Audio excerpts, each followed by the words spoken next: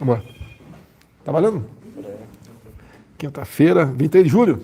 Isso.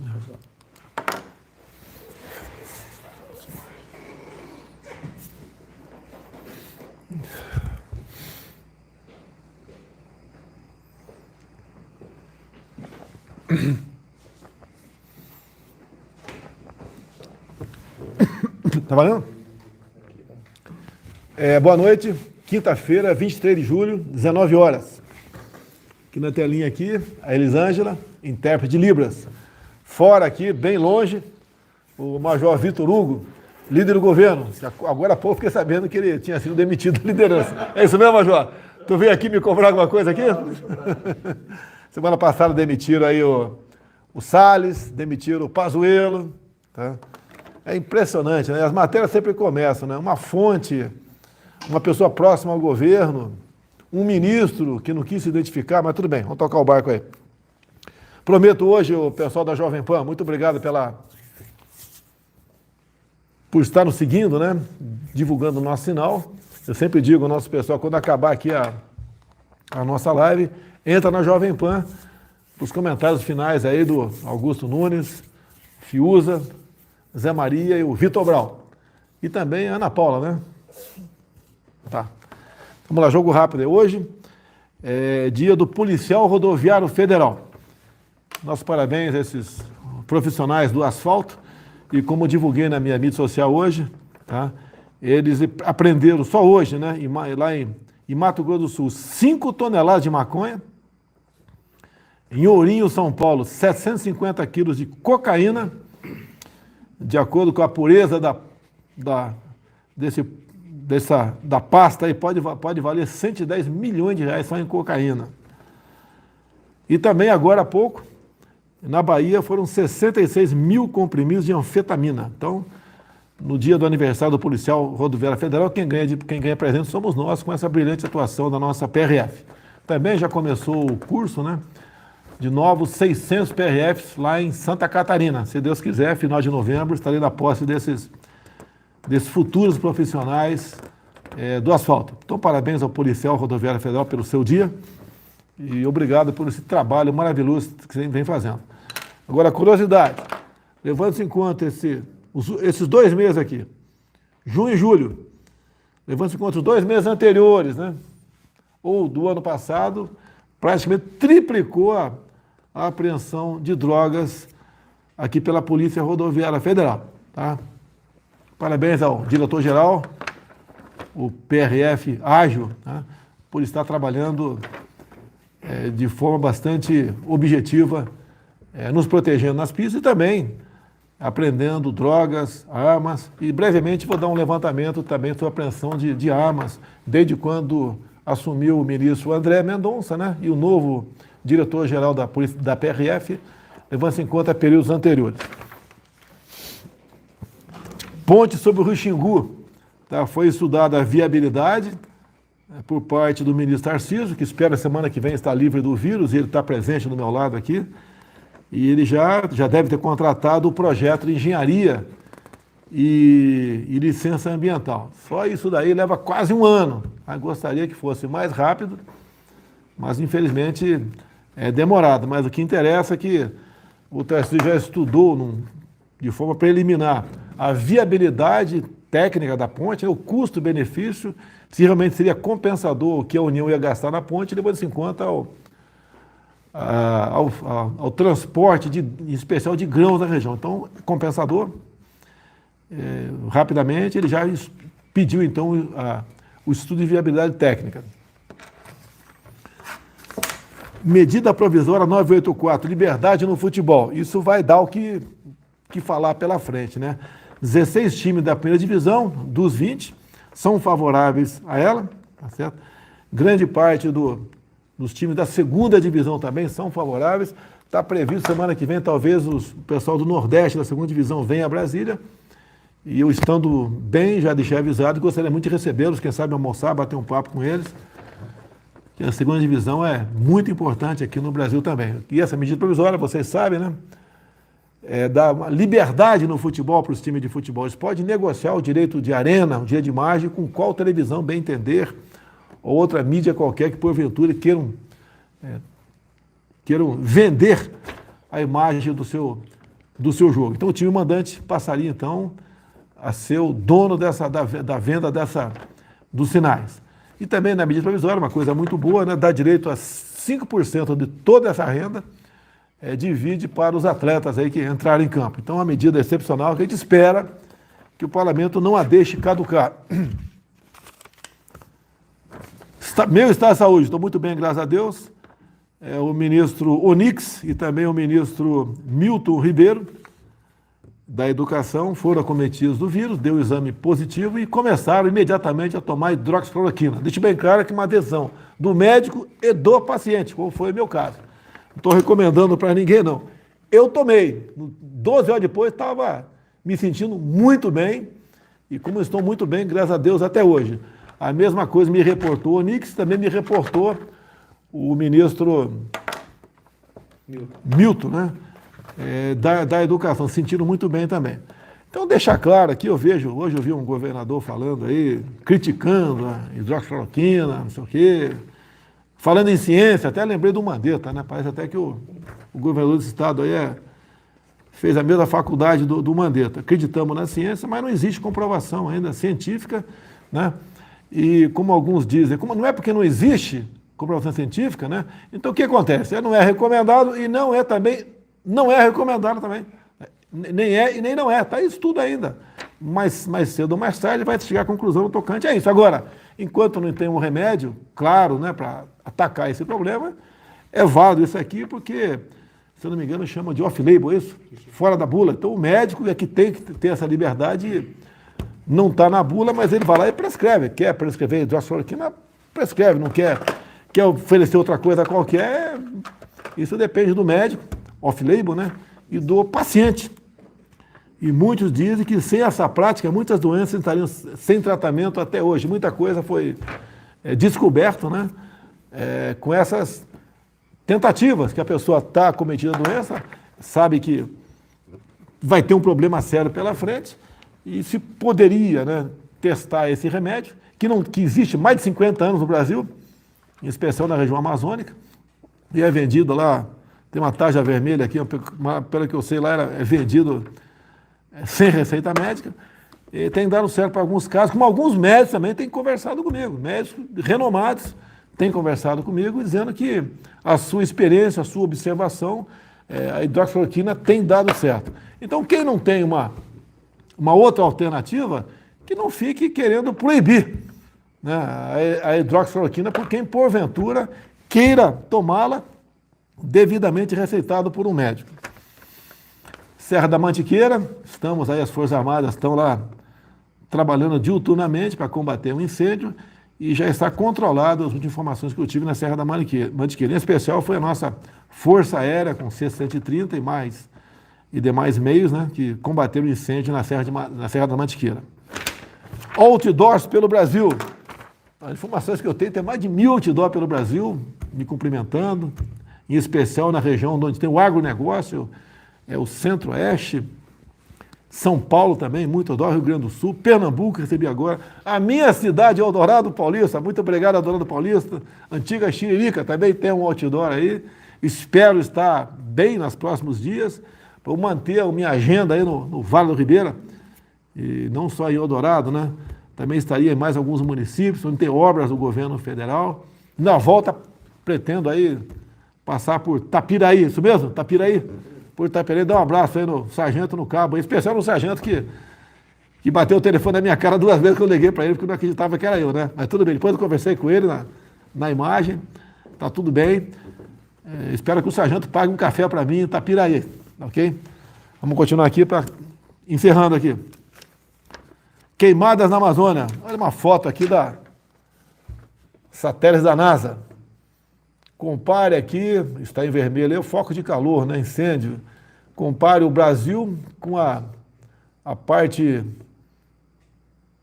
subsaariana. Isso mesmo, Major? Me ajuda aí, Major. Major de Infantaria, Forças Especiais aqui. 01 de academia ou da infantaria? 01 de academia. 01 de academia?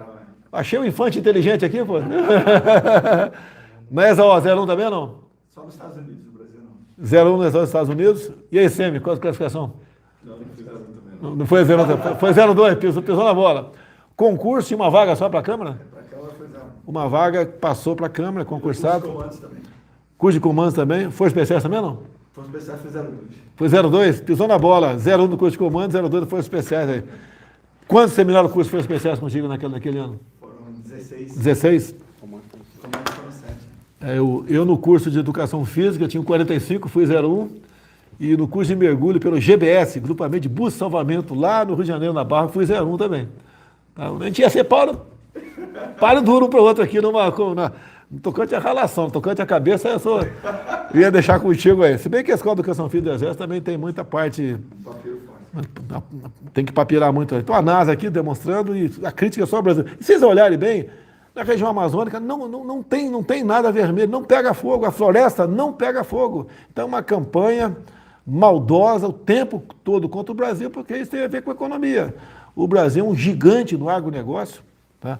O agronegócio não parou com a pandemia. Parabéns à ministra Tereza Cristina, aos produtores rurais por esse trabalho maravilhoso que vocês sempre fizeram pelo Brasil. Tá? Sendo especial depois da fundação da Embrapa, que o Brasil cresceu muito nessa área. E o nosso agronegócio alimenta mais de 1 bilhão de pessoas no mundo. Nós estamos partindo para 8 bilhões de habitantes, né? Estamos partindo para 8 bilhões de habitantes, mais ou menos aí 15% aí da população mundial. O Brasil alimenta os seus aí produtores rurais. Então, uma campanha que acontece muitas vezes. Um jornal aqui, aqueles conhecidos, né, que não faz de tudo para derrubar o governo, para falar mentiras, publica uma mentira, a empresa de fora pega a mentira, publica lá na Europa. Da empresa daqui vai lá e pega da Europa e vem para cá. Olha como é que está aí o presidente lá na Europa, está lá embaixo, não preserva o meio ambiente, não dá bola para isso, para aquilo. Pessoal, tem certas regiões aqui, o foco de incêndio, né, que existe e vai existir quase todo ano, que é o caboclo, é o índio que toca fogo. Se ele não tocar fogo, é a cultura dele. Tá? Ele não vai comer, não tem nada que comer no ano seguinte. E mais ainda, tá certo? O tamanho da Amazônia é maior que a Europa toda, não tem como você fiscalizar. Nós tentamos, com uma medida provisória, feita lá com a ministra Tereza Cristina, que é a regularização fundiária, tá? É MP 910, né? Caducou, ou seja, não foi colocado em pauta. Se tivesse colocado em pauta, seria aprovado. Igual a medida provisória da liberdade do futebol. Se o presidente da Câmara botar em pauta, tenho certeza que ela vai ser aprovada. Tá certo? Então, com essa regularização, caso fosse aprovada, cada pedaço de terra no Brasil, você podia detectar por satélite, a precisão é enorme, né? Você ia saber na terra de quem está aquele foco de incêndio. E mais ainda, saber se naquela área ele poderia praticar isso ou não. Que na região amazônica, por exemplo, 20% de cada propriedade você pode aplicar, você pode investir na agricultura, você pode desmatar, 80% não. É igual desmatamento também. Se for somar nos últimos 20 anos, todas as áreas que foram desmatadas na Amazônia, você desmatou a América do Sul todinho. Tá? É por quê? Porque a área que é desmatada novamente, que é permitido desmatar naquela área. Então, faltou a aprovação da medida provisória da regulação fundiária. Isso depois, como caiu a medida provisória, foi apresentado um projeto de lei um pouco diferente.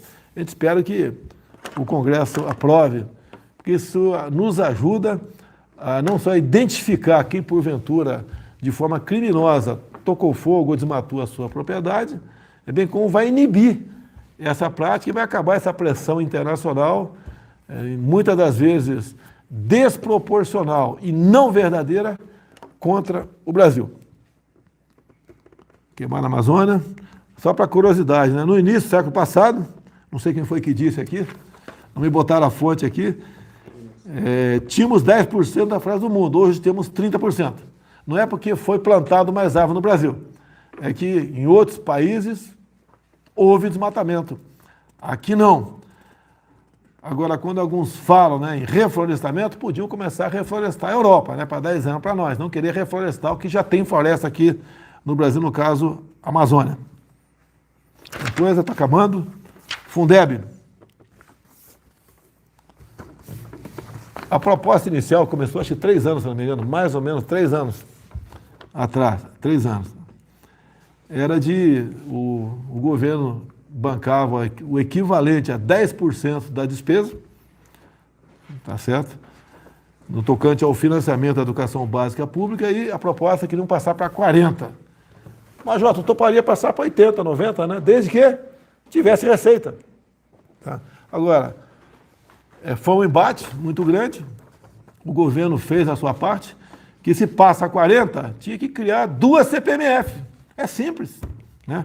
Tinha que aumentar alguns impostos federais. Agora, a gente aguenta criar novos impostos? A gente aguenta majorar impostos? Não aguenta. Tá? E a educação do Brasil não vai bem há muito tempo. Tá? Mais do que o problema financeiro, é o problema de currículo. O que ensinar em sala de aula, quem vai ensinar, tá?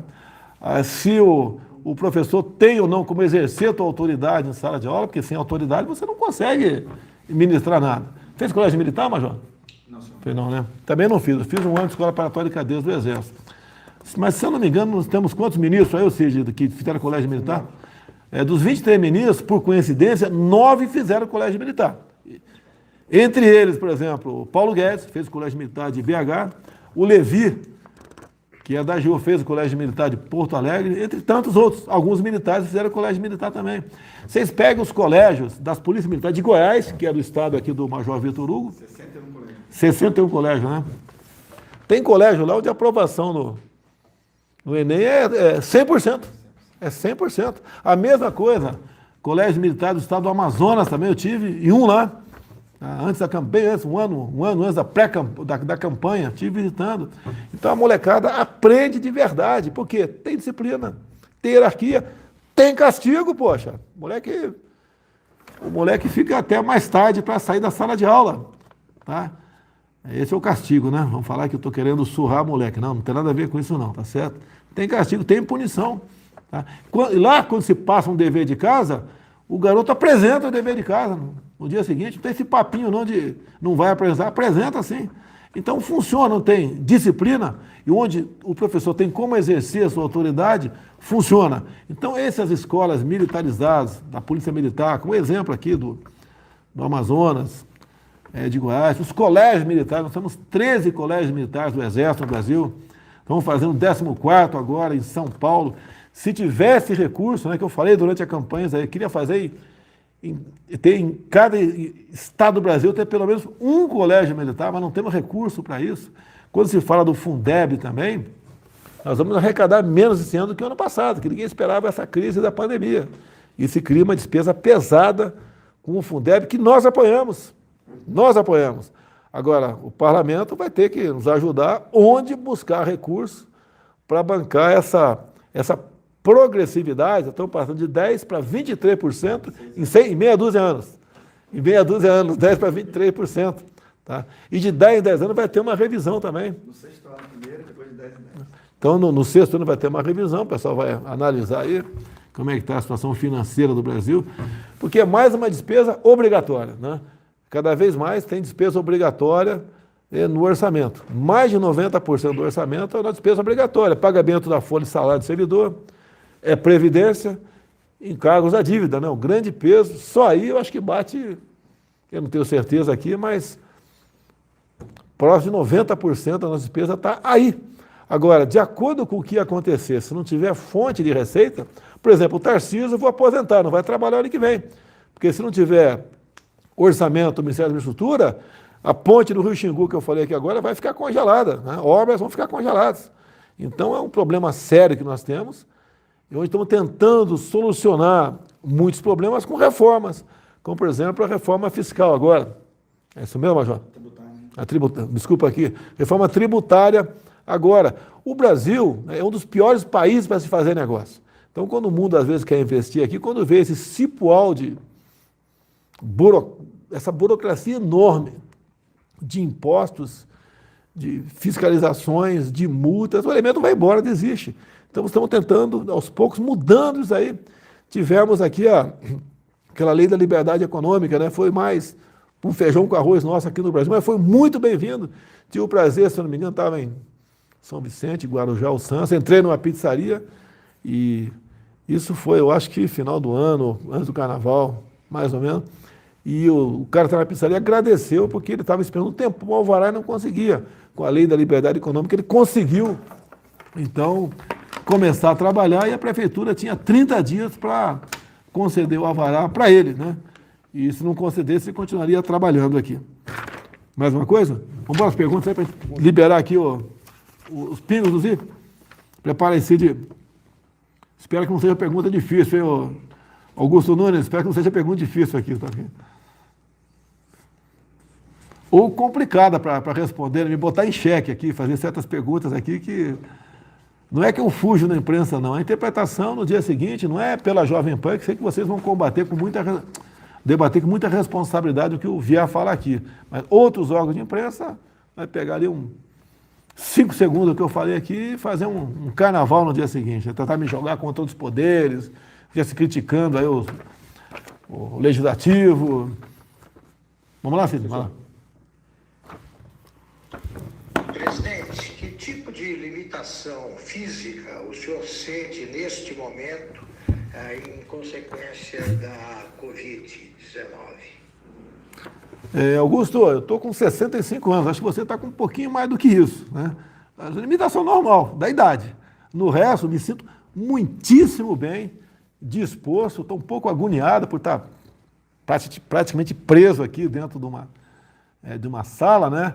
Virou programa para mim ele ver aqui quando a bandeira, o arranhamento da bandeira nacional aqui, passou a ser um programa, se bem que é um ato também patriótico, né? Que vai muita gente para lá.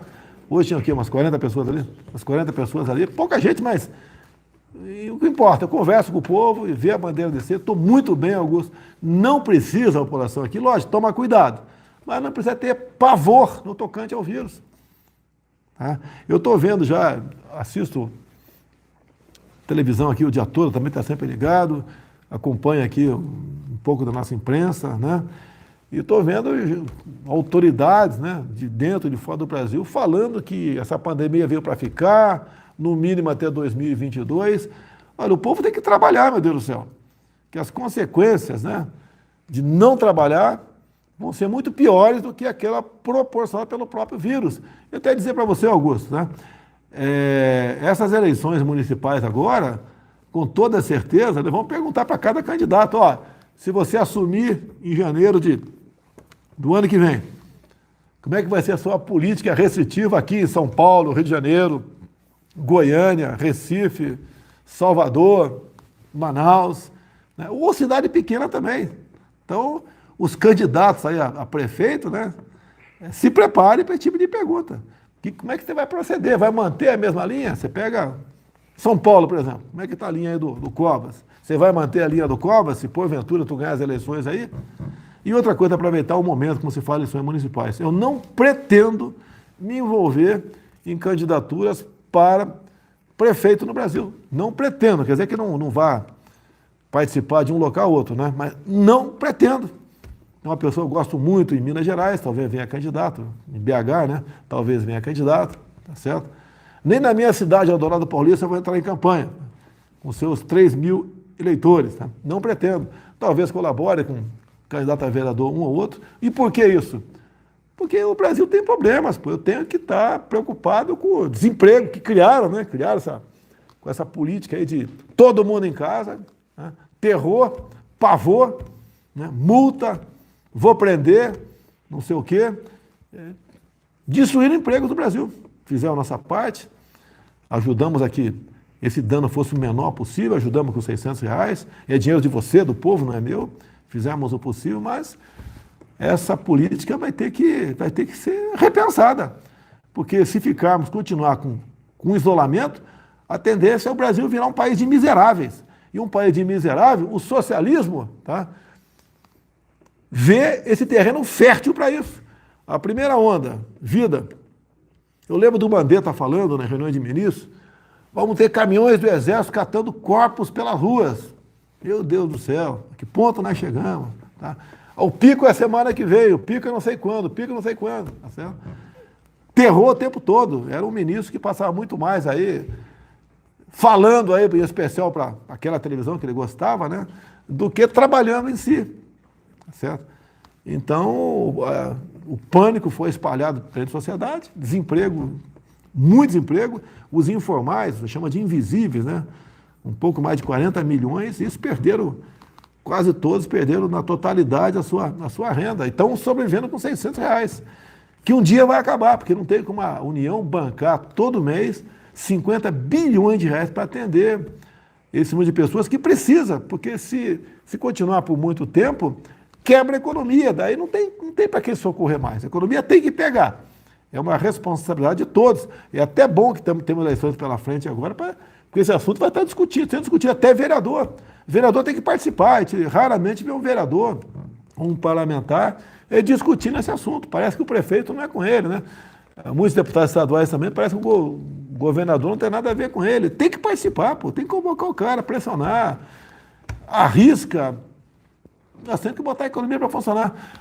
Agora vai o cara na ponta da linha, né? O cara não está preocupado com vida. Estamos preocupados com vidas, mas o efeito colateral dessa política aí de todo mundo em casa vai matar, se já que já não matou, muito mais gente que o próprio vírus. Guilherme Fiuza. Fiuza. Presidente, boa noite. O senhor poderia comentar a ação das forças de segurança no Rio de Janeiro, na praia de Copacabana, atingindo um banhista com arma de choque, por ele estar sem máscara? E, se possível, também o caso das forças de segurança em Santa Catarina que invadiram o domicílio de uma bailarina por ela estar recebendo amigos em casa. Como é que você está vendo essa forma aí de cumprimento de medidas de segurança sanitária? Obrigado. Fiuza, o caso do Rio, eu via as imagens, né? Alguns falam que ele desacatou, é sempre essa história, desacatou. É inadmissível o que fizeram no Rio de Janeiro. Se esse cara fosse cardíaco, podia ter morrido. E olha o pessoal da segurança aí responder. Então, eu tenho muitos amigos, policiais militares, bombeiros, guardas municipais, tá certo? Vamos cumprir o ordem? Vamos, ninguém está pregando desobedecer o ordem do governador ou do prefeito, mas vamos medir também. Pô. Vamos medir porque se dá um problema, um cara desse morre por causa de uma arma de choque dessa, você vai responder, cara. Não vai ser o governador nem o prefeito. E outra, não tem cabimento o que estão fazendo, não tem cabimento. Essa tara, essa maneira de ir como se fosse o predador em cima de uma caça, pô. No tocante à questão de isolamento, não tem cabimento isso. Tem novo protocolo mundial, né? Não sei de quem aí, eu quero confirmar. Por exemplo, depois do 14º dia, como é o meu caso, que eu estou no 17º, se eu não me engano, você não transmite mais. Agora, eu não posso, mesmo com esse protocolo, entre aspas, eu vou tomar a pé disso melhor com o meu médico hoje à noite, eu não posso sair na rua, porque vai ter ação judicial contra mim. Então, só vou poder sair daqui quando tiver aí negativado. E esse caso outro, que ele citou de uma casa, até para aproveitar aqui. Fiuza, eu apanhei muito esses dias aí, acho que uns 20 dias atrás, mais ou menos, 25, porque num projeto que veio da Câmara sobre medidas restritivas, eu meti a caneta, vetei um montão de coisa. Tá? Uma das coisas lá falava de condomínio.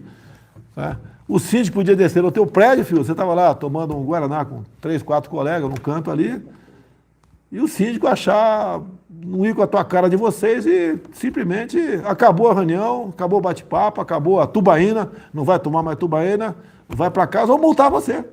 Então eu vetei isso daí, porque o síndico não pode ter esse poder, não. Tá? Isso é discutido em assembleia, pô. E não por uma decisão federal. Vetei uns 15 artigos nesse projeto, apanhei demais. Agora tem a ver contigo aqui, esse segundo caso aí, numa casa de uma bailarina, de quem? Santa Catarina. Santa Catarina. Eu vetei aqui a imposição de multas pelo descumprimento do dever de usar máscaras. Eu não vou assinar uma lei federal aqui para multar pelo descumprimento de uso de máscara, onde, inclusive, nem se dá o valor da multa, né? Não ia sancionar de qualquer maneira. E dava nesse projeto essa liberdade do pessoal entrar na residência.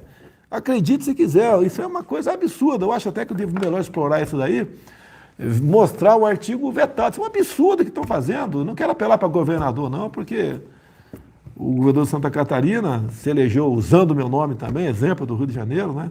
E depois, não sei o que deu na cabeça das pessoas, resolveram aí me atacar, não sei qual a intenção, tá certo? E Santa Catarina está sofrendo muito por ações desse tipo por parte do governador, que é um se eu não me engano, é um coronel do Corpo de Bombeiro, né? É o comandante Moisés, se eu não me engano. Então, eu não vi essa segunda imagem, não fiquei sabendo sobre Santa Catarina, mas é um absurdo o que vem acontecendo. Ainda bem que, por ocasião das eleições, vai dar para a gente comentar isso daí, né? E discutir esse absurdo. Agora, o que o povo está provando em parte?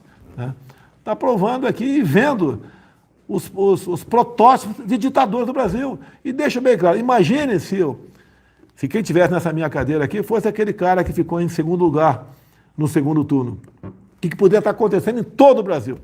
Porque olha o que os governadores mais radicais de esquerda fizeram, né? E esse cara é dessa linha, o que estariam fazendo em todo o Brasil, aproveitando esse momento. Ok? Então, Fiuza, desculpa aqui, tá? Eu lamento o ocorrido, jamais apoiaria uma situação dessa, choque e entrar em residência porque ter lá 3, 4, 5, 8 pessoas batendo papo, tá? Aqui tem várias pessoas, estão lá no canto, podia entrar aqui também, tá lá no canto aqui, afastado aqui, tem meia dúzia afastada aqui, lá no canto aqui, tá? Podia entrar aqui também? Aqui não vão entrar, pô, lógico que não vão entrar, tá certo? Mas tudo bem. Mais alguma ou não? Vitor Grau, a última. Boa noite, presidente. A Câmara aprovou nessa semana a renovação do Fundeb, que é o Fundo de Desenvolvimento da Educação Básica. Queria saber a opinião do senhor sobre o texto final que foi aprovado, que vai agora ao Senado. Ficou do agrado da equipe econômica? Foi uma vitória do governo, presidente? Boa noite. Olha, você sabe que a equipe econômica tem a sua linha. Em qualquer governo, né, às vezes ela foge um pouquinho do que você pensa. Tá? Agora, como eu disse desde o começo lá atrás, eu tenho que acreditar nos meus ministros. Quando eu não acredito, ou está fazendo algo que está em desacordo do combinado lá atrás, ou do que era a minha campanha, eu corto a cabeça, demito. Tá? Paulo Guedes, como sempre disse lá atrás, né, o meu posto de Ipiranga, eu tenho que seguir a linha dele. Pouquíssima coisa eu discordo dele. Tá? Como, por exemplo, queria um tempo atrás aqui, não foi do Paulo Guedes, foi de estudo lá da equipe econômica, queriam reonerar os produtos da cesta básica. Eu falei, não, pô, desemprego aí, salário lá embaixo, tá? Os informais perderam tua renda e vamos reonerar o produto da cesta básica. Tem coisa lá que você pode até falar em reonerar. Agora tem outras coisas que sem comentário, óleo de soja, arroz, feijão, sal, açúcar. Tá? Então, essa aprovação do Fundeb, o que a equipe econômica queria, tendo em vista a arrecadação caiu bastante, né? Queria um percentual menor ou começar em 22%. Isso é verdade. Tá? Mas o que aconteceu? Dado o que vinha acontecendo na Câmara, a proposta de 40%, quem negociou para o nosso lado, em grande parte, foi o Major Vitor Hugo e o General Ramos, tá? Chegaram nos 23%. E foi uma votação de comum acordo. É pesado? É. Quem vai fazer o orçamento, né? Uma parte é o governo federal que manda para o parlamento, eles vão trabalhar o orçamento, vão ter que buscar fonte de recurso para isso daí. Né? O ideal seria que esses estados e municípios não precisassem disso aí. Seria o ideal. Mas precisam e nós temos que atender. Temos que entender porque acabaria, né, o Fundeb esse final de ano agora e tinha que ter o Fundeb ano que vem. Isso o governo estava unido. A desunião é no percentual, tendo em vista a queda da arrecadação. Mas chegamos no acordo, 23%. E a esquerda quis faturar como se fosse uma obra deles, eles pressionaram. O PT não pressiona mais ninguém, pô. O PT pressionar alguém, PCdoB, PSOL, é sem cabimento, sem comentário. Agora, queriam, né, como nos atacaram, dizendo que nós fomos uma derrota nossa, não. Nós fizemos aquilo que, com responsabilidade. Tá? Tanto é que todos os líderes partidários, todos, sem exceção, indicaram sim. Meia dúzia parlamentares do PSL votaram não. Pergunta para eles, né? Quem tiver dúvida, pergunta para eles. Quem votaram? O que votaram contra? Né? Parte da imprensa usou muito, né? Bolsonaristas votaram contra o Fundeb. É falta de caráter, né? Isso aí é uma maldade que é comum no meio desse. Então, no meu entender, ficou de bom tamanho. Daqui a 6 anos vai ser revisto isso, vai ser reescalonado ao longo de 6 anos. A gente espera que a economia pegue, porque senão o brasileiro não tem como mais aguentar mais carga tributária. É impossível. Isso aí está acertado com o Paulo Guedes lá atrás, não tem aumento de carga tributária. Então vamos ver de onde vai sair recurso para pagar isso daí. Tá? A vantagem é que vai ser reescalonada a partir do ano que vem. Queríamos dar mais? Queríamos dar muito mais. Mas seria irresponsabilidade minha, do parlamento, se aprovasse um percentual maior do que esse aí. Então, parabéns à Câmara. Já votou no Senado, Major? Não, vai esperar mais alguns dias aí. O Senado, com toda certeza, vai convalidar isso daí. E a vida é que segue, Fiuza. Tá? Agora, o que nós precisamos, né?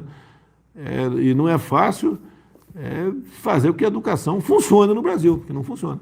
A esquerda se vangloria, né? Dizendo que ela conseguiu aumentar o FUDEB, não sei o quê, mas a herança que nós temos da esquerda é nada para a educação, nada, e uma educação de péssima qualidade. Quem comprova isso são as provas do PISA. São mais ou menos 70 países, estamos ali em últimos lugares na disciplina que é cobrada, né, que é a interpretação de textos, ciências e matemática. Tem uma regra de 3 simples. A molecada de 15 anos de idade tem dificuldade para executar. A regra de 3 simples, que a gente dá uma composta. Interpretação de texto também. Na casa de 70% não consegue interpretar um texto. Leu o segundo parágrafo, não entende que leu no primeiro. Isso vem do método Paulo Freire, tão admirado pela esquerda, né? Que a esquerda, quanto mais gente formar sem conhecimento nenhum, melhor. É o título de eleitor numa mão, acerta, e um projeto assistencialista na outra. É isso que interessa para eles. Tá?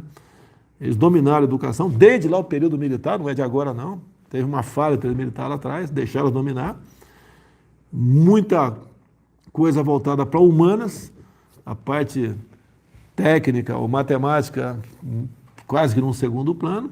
Tá? Um gasto enorme com a educação no Brasil, em especial no ensino universitário. E para mudar isso aí não vai ser de uma hora para outra. Quando chega a lista tríplice, por exemplo, para escolher reitor de universidade. Aí, logicamente, a gente analisa o nome das pessoas, né? Vê currículo, um montão de coisa. Lista tríplice, não interessa quem foi o mais votado ou não. A gente vai muitas vezes na filiação partidária. Muitas vezes o cara, os três, um é militante e filiado ao PT, outro ao PCdoB, outro ao PSOL. Você fica sem alternativa. Tá? Porque a gente sabe, né, o que, em parte, essas pessoas pensam da educação no Brasil. Mais uma coisa? Facebook, 25 mil. YouTube, 32 mil. Pingo nos is, 80 mil. Pô, deixou a gente na poeira aqui, Augusto Nunes. Vou cortar o sinal de vocês, hein? Deixou a gente na poeira aqui. Foco do Brasil, 12 mil. E a Jovem Pan News entra junto com o Pingo nos is, deve ser, soma. 12 mil, então dá 92 mil aí. Então, está encerrando agora. O pessoal que estava na minha página, me dá depois aqui para eu botar o link aqui da Rádio Jovem Pan. O pessoal vai para a Jovem Pan para acompanhar os comentários desse pessoal fantástico aí que compõe essa equipe no Pingo dos Is, ok? Sabe aí? Pessoal, boa noite a todos. Até quinta-feira, se Deus quiser, com o Tarcísio do meu lado para a gente falar tudo sobre ferrovia no Brasil e outras coisas a mais da infraestrutura. Major, obrigado, Major.